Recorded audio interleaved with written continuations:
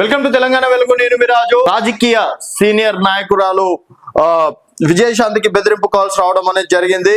So సినీ నటి Congress MLC Vijayashanti అలాగే విజయశాంతి దంపతులకు ఒక్కసారిగా బెదిరింపు కాల్స్ రావడంతో ఉలిక్కబడ్డం అనేది జరిగింది. సో చంద్రశేఖర్ రెడ్డి అనే వ్యక్తి మీకు నరకం అంటే ఏంటో చూపిస్తాను అంటూ బెదిరింపులకు పాల్పడ్డాడు.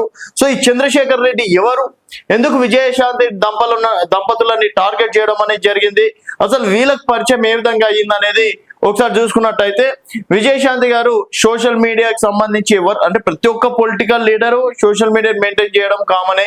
సో ఆ విధంగా చంద్రశేఖర్ రెడ్డి అనే చేతిలో సోషల్ మీడియాని అంటే వారికి అప్పగించడం అనేది జరిగింది. సో తను కొన్ని రోజులుగా సోషల్ మీడియాని అంటే హైలైట్ చేస్తా, హైప్ చేస్తా, అది అని చెప్పేసి, ఇప్పుడు ఎవరైనా సరే పొలిటికల్ లీడర్ సోషల్ మీడియాని ఎందుకు పెట్టుకుంటారు, వారి వ్యక్తిగత కార్యక్రమాలు కావచ్చు, ట్విట్టర్ లో కావచ్చు, ఇంకేదైనా హ్యాండిల్ చేస్తారని చెప్పేసి పెట్టుకుంటారు.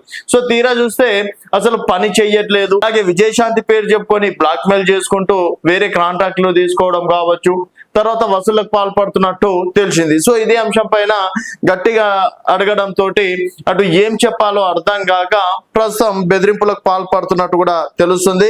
సో మొత్తానికి Chandrasekhar Reddy Vijayashanti social media account ను మెయింటైన్ చేసేవాడు. సోషల్ మీడియాలో విజయశాంతికి ఉన్నత స్థానాలను తీసుకెళ్తానని నమ్మవలికాడు. దీంతో చంద్రశేఖర్ రెడ్డిని నమ్మి పెద్ద మొత్తంలో విజయశాంతి వాళ్ళు కూడా నమ్మడం అనేది జరిగింది. సో ఇక్కడ ఈరోజు బంజారాహిల్స్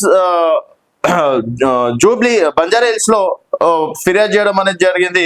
సో చంద్రశేఖర్ రెడ్డి మొత్తానికి సోషల్ మీడియాని హ్యాండిల్ చేస్తా అని చెప్పేసి విజయశాంతి ఫ్యామిలీకి దగ్గర కావడం, తర్వాత విజయశాంతి కూడా వీరికి నమ్మడం అనేది కూడా జరిగింది. అలాగే వాళ్ళ పర్సనల్ సంబంధించి కూడా అన్ని సోషల్ మీడియా వాళ్ళ, ఎందుకంటే వాళ్ళు హ్యాండిల్ చేస్తారు కాబట్టి నమ్మకంతో, తీరా చూస్తే అదే అవకాశంతో ఇక్కడ బ్లాక్ మెయిల్ చేయడం కావచ్చు, తర్వాత అసలు వర్క్ చేయకపోవడము, తర్వాత ఇతర కార్యక్రమాలు చేయడంతో విజయశాంతి దంపతులకు కోపం వచ్చి తనని తీసేయడం అనేది జరిగింది. అప్పటి నుంచి మీ అంతు చూస్తా, మిమ్మల్ని చంపేస్తాం, మిమ్మల్ని ఆ విధంగా చేస్తా, మీ పరువు బజార్కి ఏలుస్తా అని చెప్పేసి రకరకాలుగా SMS మెసేజ్లు పెడుతున్నారు, ఫోన్ కాల్స్ చేస్తున్నారు అని చెప్పేసి కూడా చెప్తున్నారు.